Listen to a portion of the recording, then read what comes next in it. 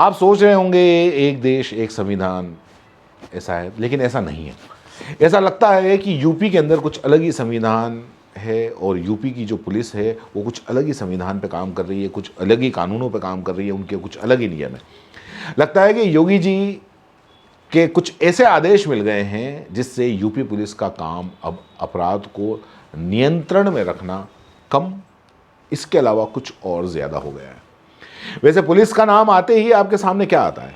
Police निस्वार्थ निष्पक्ष काम करती है, संविधान के अनुसार काम करती है, ना कोई जाति, ना कोई रंग, ना कोई भेद, ना कोई धर्म, सबके साथ में समान व्यवहार। अगर आप ऐसा सोच रहे हैं तो आप गलत सोच रहे हैं। यूपी पुलिस को लेकर ऐसा सोचना बेईमानी होगा, क्योंकि जिस पुलिस का काम जनता की सेवा करना होता है वो धार्मिक यात्राओं में ऑन ड्यूटी गदा लेकर शामिल हो रहे हैं।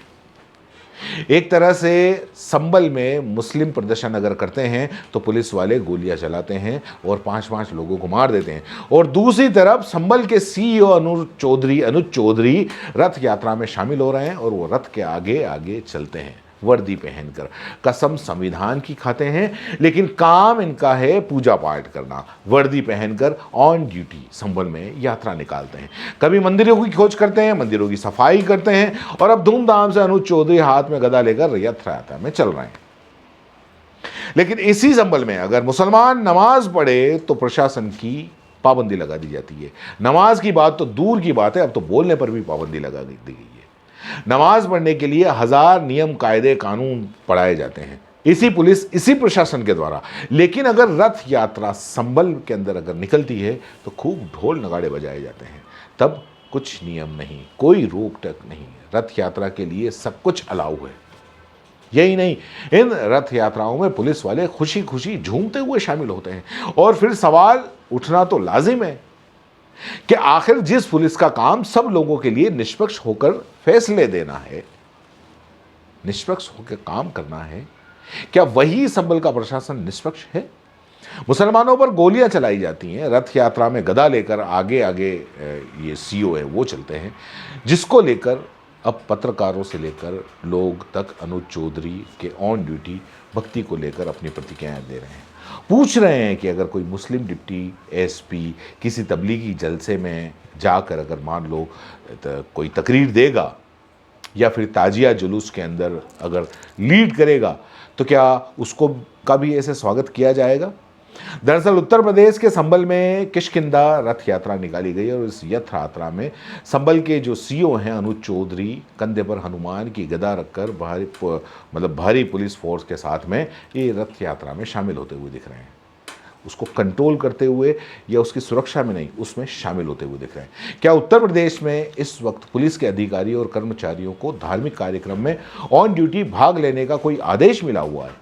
संभल के सीईओ अनुज चौधरी द्वारा संभल में एक धार्मिक यात्रा के दौरान गदा पकड़कर हिस्सा जो उन्होंने लिया है, अगर मुस्लिम सीईओ होता और अगर मान लो वो ऐसा करता जो अपने धर्म के किसी उसमें शामिल होता, तो क्या पुलिस प्रशासन का यही रवैया रहता या सरकार का यही रवैया रहता? उत्तर प्रदेश में आपको पता हो कि एक मुस्लिम अधिकारी ने लंबी डायरी रख ली, उसको सस्पेंड कर दिया जाता है। और इधर इसी उत्तर प्रदेश में संभल में अनुज चौधरी रथ यात्रा में शामिल हो रहे हैं, लेकिन इन पर कोई कार्रवाई नहीं होगी भी नहीं। तो आखिर ये दोहरा रवैया क्यों? जिस तरह से अनुज चौधरी मंदिरों की सफाई करते हैं, मंदिरों को खोजते हैं, अब ऑन ड्यूटी वर्दी में साहब किष्किंधा रथ यात्रा में गदा लेकर भी शामिल हो रहे हैं। आपको क्या लगता है ये निष्पक्ष काम करने वाले ऑफिसर हैं? इस मामले को लेकर अब हर कोई सवाल उठा रहा है। हो सकता है कि इस दौर में कोई खास किस्म की अघोषित नियमावली तैयार की गई हो। वैसा भी हो सकता है कि उत्तर प्रदेश में नए तरीके से अब पुलिस वाले काम करें, वो संविधान की रक्षा करने की जगह धार्मिक जुलूस में शामिल होने की कस्में खाएं, मंदिरों को ढूंढने की कस्में खाएं। दिसंबर में मस्जिद का सर्वे करने वाली टीम ढोल नगाड़ों के साथ में गई थी मस्जिद के अंदर, और मस्जिद में जब नमाज पढ़ी जाती है तो सख्ती की जाती है, गोलियां चलाई जाती हैं, कितने मुसलमानों की जान चली जाती है। पुलिस वाले मस्जिद के सामने चौकी बनाने का ऐलान करते हैं। उसी संभल में कर्नाटक के किष्किंधा से निकली हनुमान यात्रा पहुंच जाती है, लेकिन उस पर कोई रोक नहीं लगाई जाती। रोक लगाना तो बहुत दूर की बात है। अनुज चौधरी जो संवैधानिक पद के ऊपर बैठे हैं वो यात्रा में शामिल होते हैं, हाथों में गदा थामे पूरी यात्रा में आगे आगे चलते हैं। और जब यही यात्रा संभल के जो सांसद हैं, सपा के सांसद जियाउर रहमान बर्क उनके घर के सामने पहुंचती है तो पूरा इलाका भजनों से गूंज जाता है। लेकिन अनुज चौधरी को इसके अंदर कोई दिक्कत नहीं होती, कोई कानून व्यवस्था का उन्हें ख्याल नहीं आता। लेकिन मस्जिद के मामले में सारी कानून व्यवस्था अनुज चौधरी को याद आने लगती है, जिसके बाद लोगों ने सोशल मीडिया पर यह भी लिखा कि शाही जामा मस्जिद में नमाज जुमा की अदा करने के लिए सारी प्रक्रियाओं से गुजरना पड़ता है। और ऐसे में कर्नाटक के किष्किंधा से एक रथ यात्रा संभल में पहुंचती है। इस यात्रा में सीओ अनुज चौधरी हाथ में गदा लेकर आगे आगे चलते हैं ताकि सत्ताधारियों को खुश कर सकें।